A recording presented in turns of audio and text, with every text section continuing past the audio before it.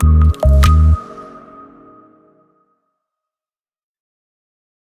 Happy Classroom YouTube channel. So this is the very first video of our channel, and this is for grade 8 students. Our Happy Classroom YouTube නාලිකාවට දුවලා පුතාලා හැමදෙනාම ආදරෙන් පිළිගන්නවා. අපගේ YouTube නාලිකාව මගින් ඉදිරිපත් කරන පළමුවෙනිම වීඩියෝ වැඩසටහන තමයි මේ වීඩියෝ එක. ඉතින් මේ වීඩියෝ එක අපි ඉදිරිපත් කරන්නේ 8 ශ්‍රේණී ඉගෙනුම ලබන දුවලා පුතාලට.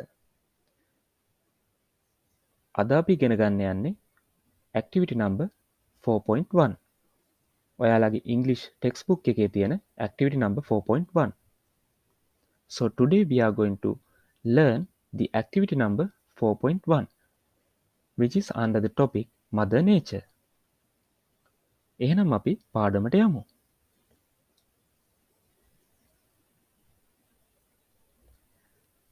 Act out. There is an act out. මෙතන ඔයාලට දීලා තියෙනවා act out එකක්. act out එකක් කියන්නේ හරියට ඩ්‍රාමා එකක් වගේ. ඒ කියන්නේ act out එකක් කියන්නේ යම්කිසි සිදුවීමක් ඒ ආකාරයටම නැවත ඩ්‍රාමා එකක් වගේ සිදු කරලා පෙන්වීම. අපි බලමු මේ act out එක මොකක් ගැනද කියලා. Hussein and Kavin are grade 8 students at Kannangara මහාවිද්‍යාලය. කවින් සහ හුසේන් කියන්නේ කන්නංගර මහාවිද්‍යාලයේ 8 ශ්‍රේණිය ඉගෙනුම ලබන ශිෂ්‍යයන් දෙදෙනෙක්. Kavin was absent one day. කවින් එක දවසක් ඉස්කෝලේ ආවේ නැහැ. Kavin was absent. Absent කියන්නේ ආවේ නැහැ. And Hussein called him. Hussein කවින්ට කෝල් කරා. Hussein called him to inform him. Inform him. දැනුවත් කරන්න. Inform කියන්නේ දැනුවත් කරනවා. To inform him about the program. වැඩසටහන සම්බන්ධව දැනුවත් කරන්න. Program කියන්නේ වැඩසටහනට. For their annual trip to Kandy. එයාලාගේ වාර්ෂික විනෝද චාරිකාව විදිහට නුවර යන්න එයාලා හිතාගෙන ඉන්නවා. ඒ වැඩසටහන සම්බන්ධව දැනුවත් කරන්න තමයි හුසේන් කවින්ට කෝල් කරන්නේ. So this is a telephone conversation. මේක දුරකථන සංවාදයක්. Hussein, hello, can I speak to Kavin please? Hello, මට කරුණාකරලා කවින්ට කතා කරන්න පුළුවන්ද? Kavin, hello Hussein, I was not feeling well in the morning. Hello Hussein, උදේවරුේ මට පොඩ්ඩක් ඇඟට හොඳ මදි ගතියක් දැනුණා. මට පොඩ්ඩක් අසනීප ගතියක් දැනුණා. I was not feeling well. ඒ කියන්නේ මට අසනීප ගතියක් දැනුණා කියන එක. That's why I was absent today. ඒකයි මම අද ආවේ නැත්තේ. Hussein, oh, how are you feeling now? ඔයාට දැන් කොහොමද? ඔයාට දැන් කොහොමද දැනෙන්නේ? Feeling කියන්නේ දැනෙන එකට. Kavin, much better. වඩාත් හොඳයි. Thanks. Hussein, that's great. ඒක ගොඩක් හොඳයි. By the way, ඒක නෙමේ. By the way කියන්නේ ඒක නෙමේ කියන එක. You'll be joining us on the trip. ඔයා අපි යන විනෝද චාරිකාවට සම්බන්ධ වෙනව නේද? Won't you? එහෙම නැද්ද? Kavin, why not? I am all set to go on the trip. මම trip එක යන්න ලෑස්තියෙන් ඉන්නේ. Did you get the itinerary? Itinerary කියන්නේ ගමන් විස්තරය. ඒ කියන්නේ route එක යන route එක මොකක්ද? ඒ කියන්නේ යන ගමන් මාර්ගය මොකක්ද? එතකොට මෙයාලා විනෝද චාරිකාවක් යන්න සූදානමින් ඉන්නවනේ නුවරට to Kandy. එතකොට මෙයාලා ඒ විනෝද චාරිකාව යන අතරතුරේ මෙයාලා නරඹන්න යන ස්ථාන මොනවද? යන්නේ කොයි පැතිවලින්ද? ඒ කියන්නේ කොයි පාරෙන්ද යන්නේ? ඒ වගේ හැම දෙයක් ගැනම යන ගමන් මාර්ග ගැන නරඹන්න යන ස්ථාන ගැන සම්බන්ධ විස්තරයට තමයි අපි itinerary කියලා කියන්නේ. Hussein, yes, the bus will leave the school premises at 5:30 in the morning. Bus එක පාසල් ගොඩනැගිල්ල අසලින් උදේ 5:30ට පිටත් වෙනවා. premises කියන්නේ ගොඩනැගිලි වලට. We were asked to come half an hour early. අපිට පැය භාගයක් කලින් එන්න කියලා කිව්වා. half an hour පැය භාගයක්. අපි ඊළඟ පිටුවට යමු. Let's go to the next page. Kavin. That's mean at 5 o'clock. ඒ කියන්නේ පහට නේද? Am I right? මම හරි නේද? Hussein. Yes. Earlier the better. වේලස්සන වෙන තරමට හොඳයි. Earlier කියන්නේ කලින්. එහෙම නැත්නම් වේලස්සනින්. Kavin. That's true. ඒක ඇත්ත. By the way, ඒක නෙමෙයි. How about our meals? Meals කියන්නේ කෑම, ආහාර කියන එක. අපේ කෑම කොහොමද? Hussein. We were asked to bring only breakfast. අපිට breakfast විතරයි ගේන්න කිව්වේ. breakfast කියන්නේ උදෑසන ආහාරය. We were asked to bring only breakfast in a lunchbox or wrapped in a banana leaf. wrap කියන්නේ ඔතනවට. මෙතන wrapped කියන්නේ ඔතන ලද. wrap කියන එකේ past tense එක තමයි wrapped in a banana leaf. banana leaf කියන්නේ කෙසෙල් කොළයක්. අපිට උදේ කෑම ගේන්න කිව්වා කෙසෙල් කොළයක ඔතලා හරි lunch box එකක එහෙම නැත්නම් කෑම පෙට්ටියක හරි දාගෙන. lunch will be provided. අපිට දවල් කෑම දෙනවා කියලා කිව්වා. කවින් අහනවා will anything else? anything else කියන්නේ තව වෙන මොනවද? anything else? Hussein. an extra uniform. අමතර නිලැඳුමකුත් ගේන්න කියලා කිව්වා. extra කියන්නේ අමතර කියන එක. uniform කියන්නේ නිලැඳුම. a cap එකක් ගේන්න කියලා කිව්වා. an umbrella කුඩයක් ගේන්න කියලාත් කිව්වා. a notebook සටහන් පොතක් ගේන්න කියලාත් කිව්වා. for what? to write down ලියා ගන්න. notes when necessary අවශ්‍ය වූ වෙලාවට. necessary කියන්නේ අවශ්‍ය වෙනවට. Kavin. all right. හරි. is that all? එච්චරයිද? is that all කියන්නේ එච්චරයිද? Hussein. I forgot to tell you. මට ඔයාට කියන්න අමතක වුණා. forgot කියන්නේ අමතක වුණා. forgot කියන්නේ forget කියන verb එකේ past tense එක. We were all given a booklet each. අපි හැම දෙනාටම එක ගානේ පොත් පිංචක් කුඩා පොතක් දුන්නා. booklet එකක් කියන්නේ කුඩා පොතක්. පොත් පිංචක්. with details about the places that we are going to see. අපි බලන්න යන ස්ථාන ගැන විස්තර සහිත කුඩා පොතක් අපිට දුන්නා. details කියන්නේ විස්තර. Kavin. Oh, how can I get mine? මගේ පොත ගන්නේ කොහොමද මම? because Kavin was absent. Hussein. Don't worry. කරදර වෙන්න එපා. I have got your copy with me. I have got මම ලබාගෙන තියෙනවා your copy. ඔයාගේ කොපි එක. එහෙම නැත්නම් ඔයාගේ පොත මා සමග. එහෙම නැත්නම් I have got your copy with me. ඔයාගේ කොපි එක මා ළඟ තියෙනවා. මෙතන කොපි එක කියලා කියන්නේ බුක්ලට් එකට. එහෙම නැත්නම් කොපි එකක් කියන්නේ ඇත්තටම පිටපතක්. පිටපතක් කියන්නේ මෙතන මේ සඳහන් වෙන බුක්ලට් එකේ කොපි එකක්. Kavin. Okay, thanks. ස්තුතියි. I'll ask my father. මම මගේ තාත්තට කියන්නම්. ask කියන්නම්. to get it on his way back home from work. මගේ තාත්තා වැඩ ඇරිලා එන ගමන් ගෙදර එන ගමන් ඔයාගෙන් මගේ පොත ඉල්ලගෙන එන්න කියලා මම තාත්තට කියන්නම්.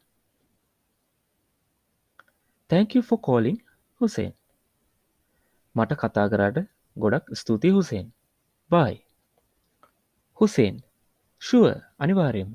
I'll give it to your father. Give කියන්නේ දෙනවා කියන එක. මම ඒක ඔයාගේ තාත්තට දෙන්නම්. Let me know the time he's coming here. කරුණාකරලා let me know. Let me know කියන්නේ මට දන්වන්න. Let me know the time he's coming here. ඔහු මෙහෙට එන වෙලාව මට කියන්න. මෙතන ඔහු කියලා කියන්නේ තාත්තා. කවින්ගේ තාත්තා හුසේන්ලගේ ගෙදරට එන වෙලාව කියන්න. See you tomorrow morning. අපි හෙට උදේට හම්බ වෙමු. Bye. ඊළඟට ඔයාලට දීලා තියෙනවා ප්‍රශ්න වගයක්. Thereafter you have been given some questions to answer. Question number A. Read the text and fill in the blanks with suitable words. මේ පල්ලෙහා තියෙන ටෙක්ස්ට් එහෙම නැත්නම් වචන වාක්‍ය කියවලා හිස්තැන් වලට හිස්තැන් කියන්නේ blanks හිස්තැන් වල හිස්තැන් සම්පූර්ණ කරන්න with suitable words. suitable කියන්නේ ගැළපෙනම සුදුසුම වචනට ලියන්න කියන එක තමයි මේ ප්‍රශ්نين කියන්නේ. අපි බලමු පළවෙනි ප්‍රශ්නය. Kavin didn't go to school because blank. Kavin ඉස්කෝලේ ගියේ නෑ because කියලා අහන්නේ හේතුව. Second one. They are going on a trip to blank tomorrow. To where? එයාලා ට්‍රිප් එක යන්නේ විනෝද චාරිකාව යන්නේ කොහෙටද? Third one. The pupils. Pupils කියන්නේ ශිෂ්‍යයන්ටමයි. Students. Students is a synonym to the word pupils. Pupils කියන එකට සමාන පදයක් තමයි students. The pupils will leave the school at blank. At what time? Fourth one, the teacher asked them to bring blank. What are the things they have to bring? Fifth one, the information given in the booklet is about blank. What are the details given in the booklet? So let's look at the answers.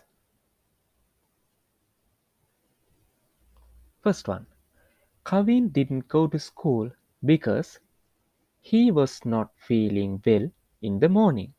Kavin ඉස්කෝලේ ගියේ නෑ. Didn't go to school. ඉස්කෝලේට ගියේ නැහැ.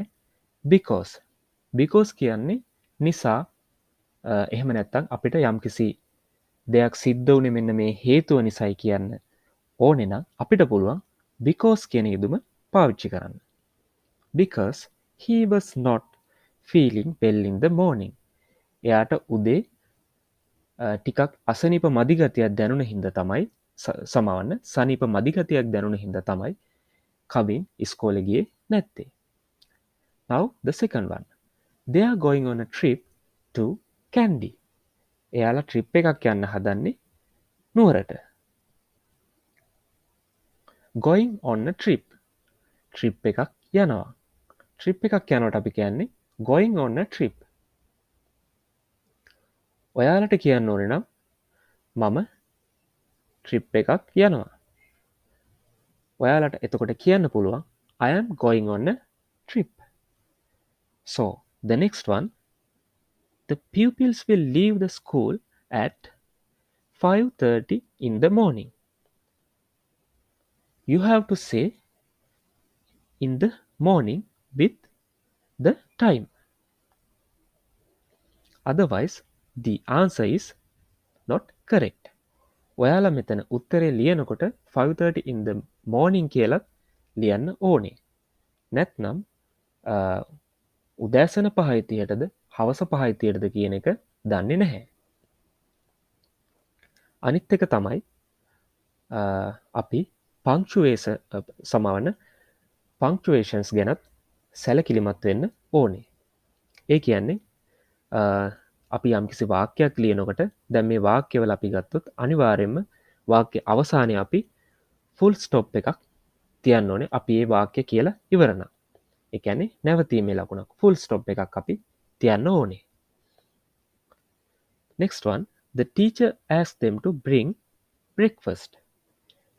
Teacher මොනවද ගුරුවරයා මොනවද ළමයින්ට ගේන්න කිව්වේ? ගුරුවරයා ළමයින්ට ගේන්න කියලා කිව්වා breakfast, an extra uniform, a cap, an umbrella and a notebook. Fifth one, the information given in the booklet is about the places they are going to see. The places they are going to see. ඒ බුක්ලට් එකේ විස්තර සඳහන් වුණේ එයාලා බලන්න යන ස්ථාන පිළිබඳව. හොඳයි අපි බලමු ඊගාව ප්‍රශ්නේ. So let's look at the next question. Question number B.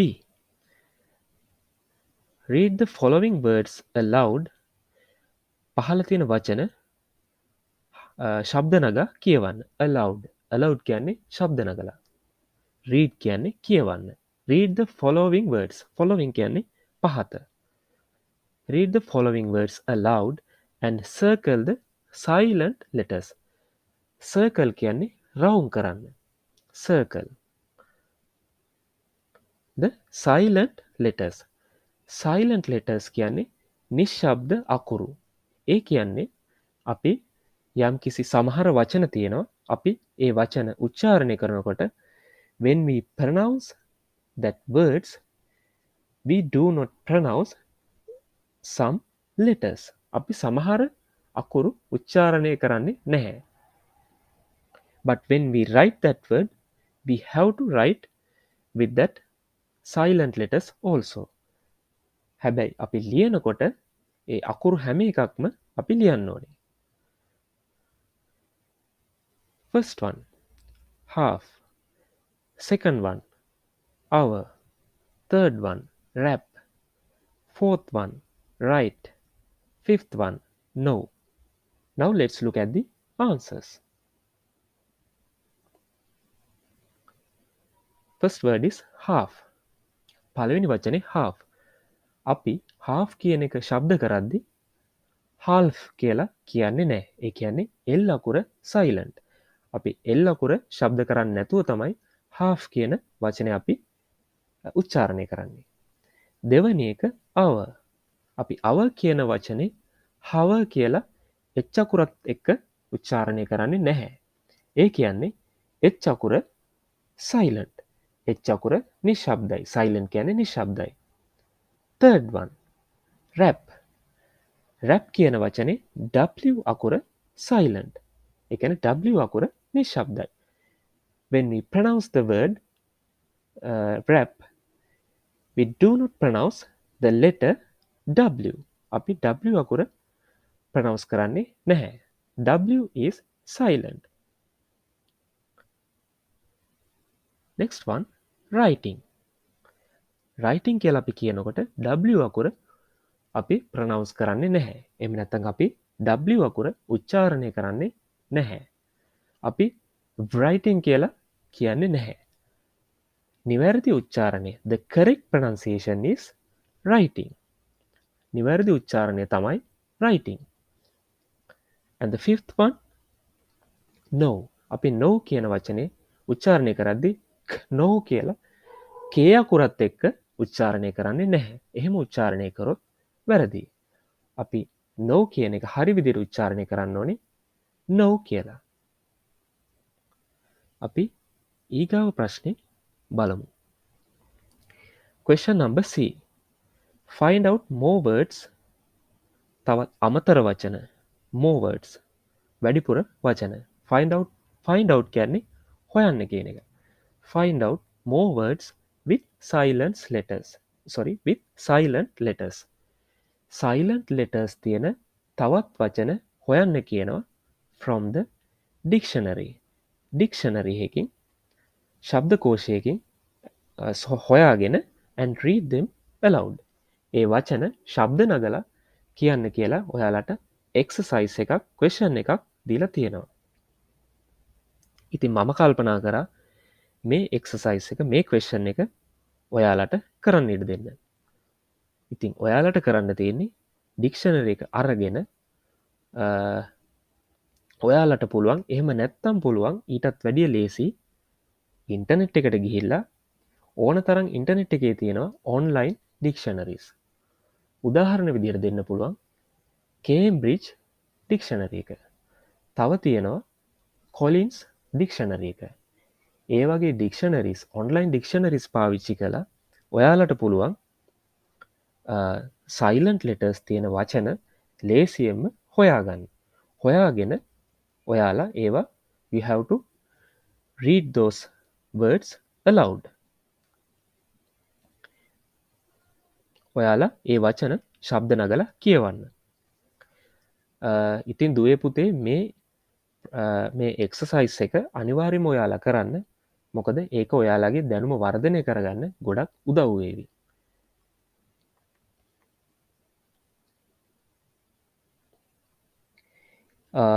ඉතින් දුවේ පුතේ අපි ඔයාලගේ වර්ක් බුක් එකත් පොඩ්ඩක් බලමු. Let's do some workbook activities. In your workbook, turn to the page number 27. පිටු අංක 27 දීලා තියෙනවා mother nature කියන topic එකට අදාළව activity එකක්. There you have been given an activity. Activity number 1.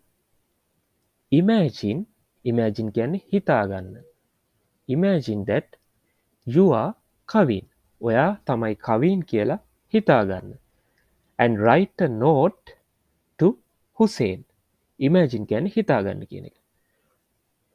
ඔයා තමයි කවින් කියලා හිතාගෙන note එකක් ලියන්න හුසේන්ට. And include. ඒ note එකේ අනිවාර්යයෙන්ම සඳහන් කරන්න ඕන දේවල් ටිකක් පල්ලෙහා දීලා තියෙනවා. Can't come to school. Want to rest. Hope to join the trip tomorrow. To inform the teacher. You will call him in the evening. Now let's write the note.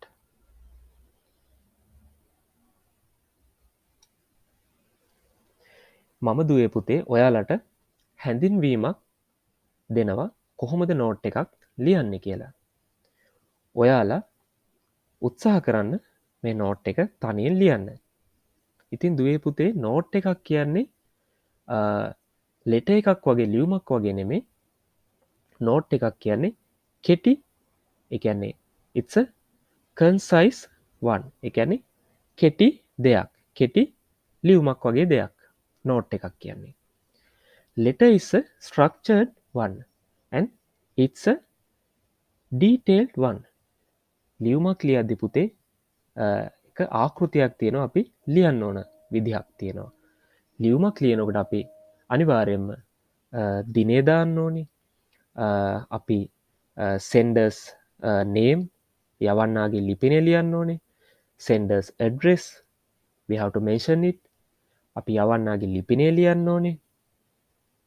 ඊට පස්සේ අපි එතන receivers name ලබන්නාගේ නම ලියන්න ඕනේ.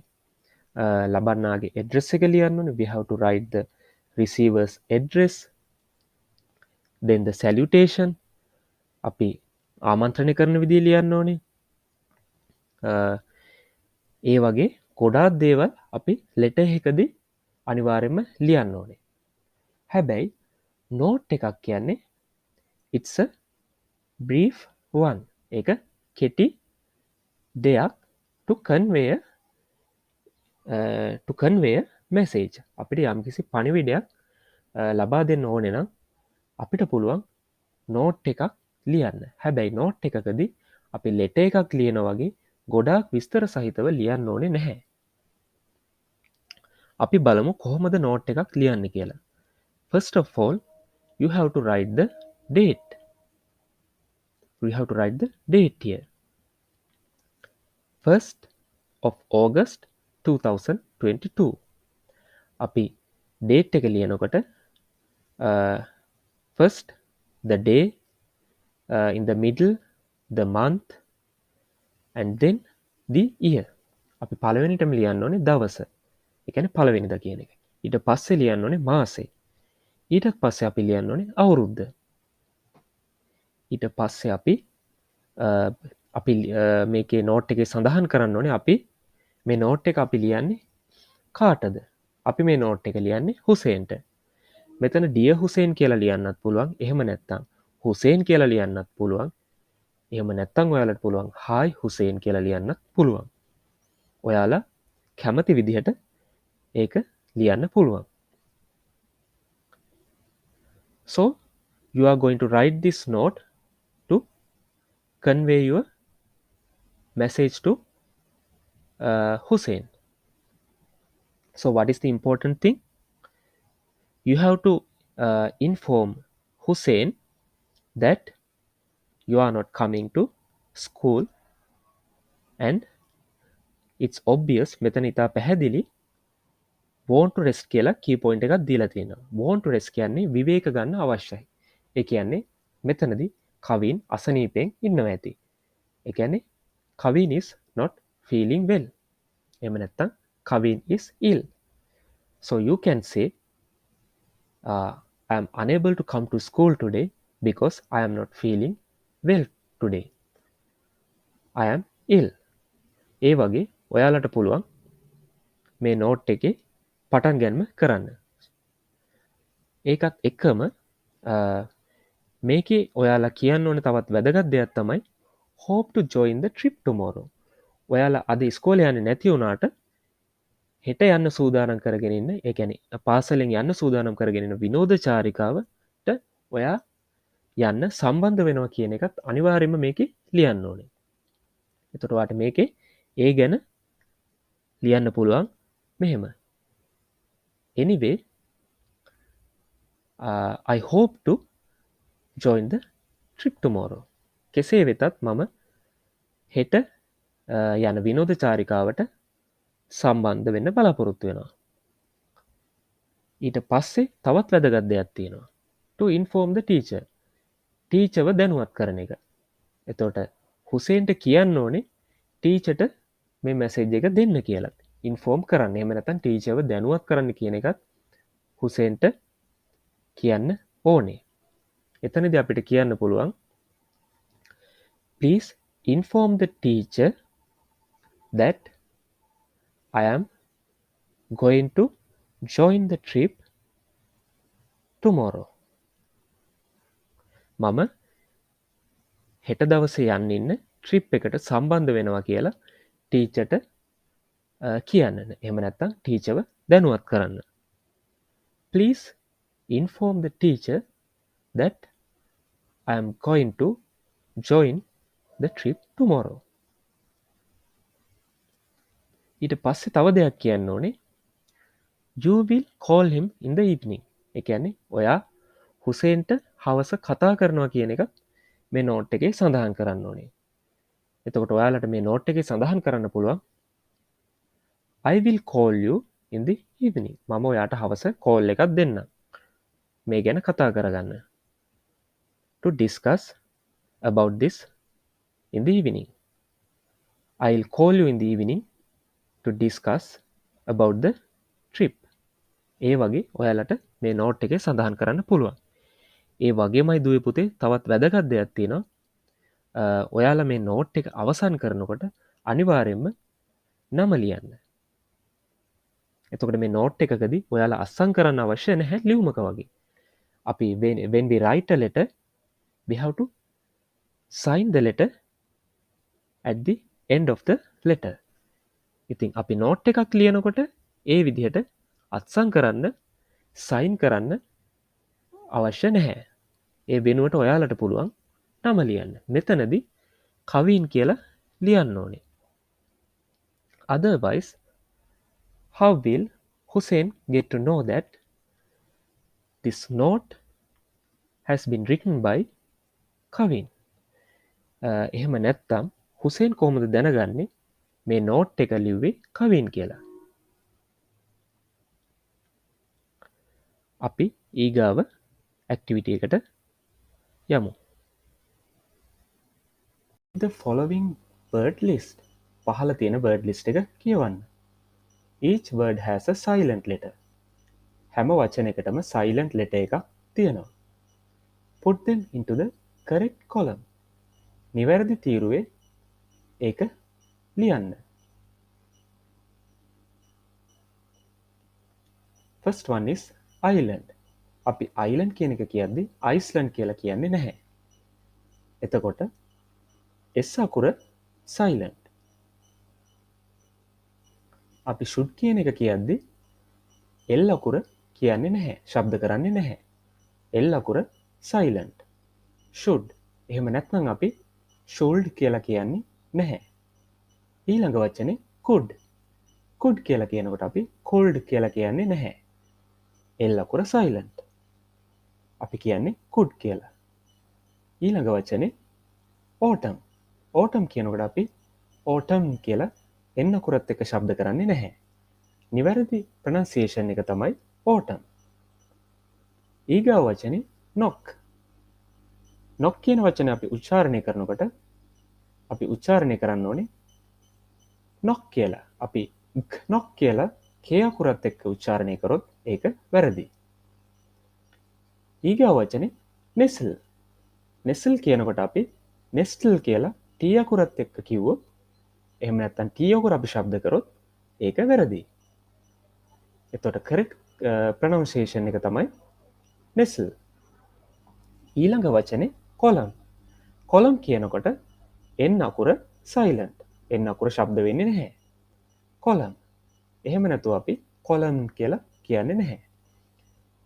ඊළඟ වචනේ bustle. bustle කියනකොට අපි bustle කියලා කියන්නේ නැහැ. T අකුර silent.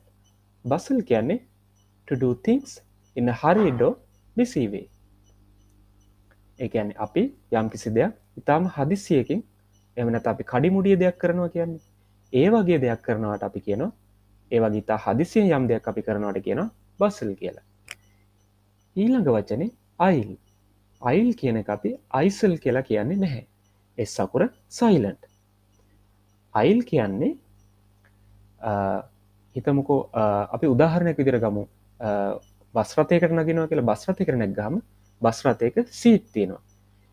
බස් රථයක වම් පැත්තේ සීට් තියෙනවා දකුණු පැත්තේ තියෙනවා. එතකොට මේ සීට් පෙළි අතරින් චූටි ඉඩක් තියෙනවා යන්න. අපිට ගමන් කරන්න. එතකොට ඒ වගේ ඉඩකට අපි කියනවා අයිල් එකක් කියලා. අපිට ඒ අයිල් එකේ ගමන් කරන්න පුළුවන්. අපි ගමු සිනමා ශාලාවක්. සිනමා ශාලාවකත් සීට්ස් තියෙනවා දෙපැත්තෙම සීට්ස් අතරින් ඉඩක් තියෙනවා. it's like a passage. අපිට ඒකේ ගමන් කරන්න පුළුවන්. ඒ වගේ ඉඩකට අපි කියනවා අයිල් එකක් කියලා. Activity number 3. Read the following words aloud. පහළ තිබෙන වචන ශබ්ද නගා කියවන්න. Aloud කියන්නේ ශබ්ද නගා කියවන්න කියන එකට. And circle. Circle කියන්නේ round කරන්න කියන එකට. The silent letter in each word. The silent letter. නිශ්ශබ්ද අකුර. ඒ කියන්නේ ශබ්ද වෙන්නේ නැති අකුර අපි round කරන්න ඕනේ. පළවෙනි වචනේ තමයි knit. knit කියනකොට අපි knit කියලා කියන්නේ නැහැ. නිවැරදි උච්චාරණය knit. knit කියන්නේ මහනවට. දෙවෙනි වචනය honor. honor කියනකොට අපි h අකුර උච්චාරණය කරන්නේ නැහැ. අපි honor කියලා කිව්වොත් වැරදි. අපි මේ වචනේ කියන්න ඕනේ honor කියලා. ගෞරවය සමාවන ගෞරවය. එහෙම නැත්නම් ගරුත්වය. තුන්වෙනි වචනේ knife. knife කියනකොට අපි knife කියලා k අකුරත් එක්ක ශබ්ද කරන්නේ නැහැ. ඒ නිසා අපි මේක ශබ්ද කරන්න ඕනේ knife කියලා. ඊළඟ වචනේ listen. listen කියනකොට අපි t අකුර ශබ්ද කරන්නේ නැහැ. අපි listen කියලා කිව්වොත් ඒක වැරදි. ඊගා වචනේ honest. honest කියනකොට අපි honest කියලා කියන්නේ නැහැ. honest කිව්වොත් ඒක වැරදි. අපි මේක ශබ්ද කරන්න ඕනේ honest කියලා. ඊගා වචනේ knuckle. knuckle කියනකොට අපි k අකුර ශබ්ද කරන්නේ නැහැ. අපි ඒතර ශබ්ද කරන්න ඕනේ knuckle කියලා. අපි knuckle කිව්වොත් වැරදි. whistle. whistle කියන වචනේදී T අකුර silent. අපි whistle කියලා කියන්නේ නැහැ. අපි කියන්නේ whistle කියලා. ඊගා වචනේ not. not කියන්නේ ගැටයට. අපි not කියලා k අකුරත් එක්ක ශබ්ද කරන්නේ නැහැ. අපි කියන්නේ not කියලා. ඊගා වචනේ castle. castle කියන්නේ මාලිගාවට. අපි t අකුර ශබ්ද කරන්නේ නැහැ. අපි castle කියලා කියන්නේ නැහැ. ඒ වෙනුවට අපි කියන්නේ castle. ඊළඟ වචනේ knee. knee කියනකොට අපි knee කියලා කියන්නේ නැහැ. අපි කියන්නේ knee කියලා. k අකුර silent එතකොට. So my dear students, we are done with our today's lesson. So I hope you enjoyed learning with me. Hope to see you again with a new lesson. Have a nice day. Bye.